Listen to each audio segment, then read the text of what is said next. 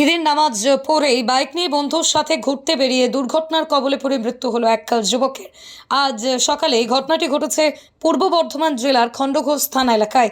মৃত যুবকের নাম রাহুল শাহ। রাহুল তার বন্ধু শুকুরকে সঙ্গে নিয়ে বাঁধগাছা এলাকা থেকে পলেমপুরের দিকে যাচ্ছিল।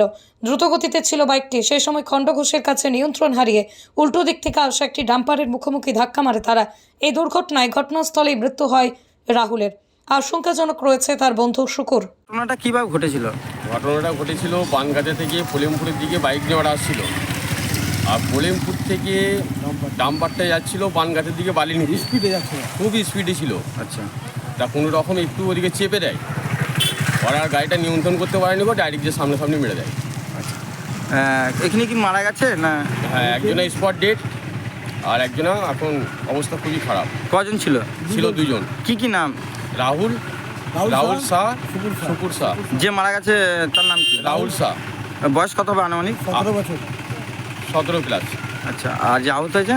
যে আহত হয়েছে মোটামুটি ওরও 16-17 হবে।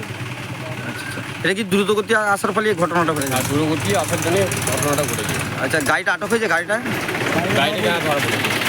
কোন থানা নিয়ে গেছে? খণ্ডঘোষ। আর জায়গাটা কোন জায়গা হয়েছে?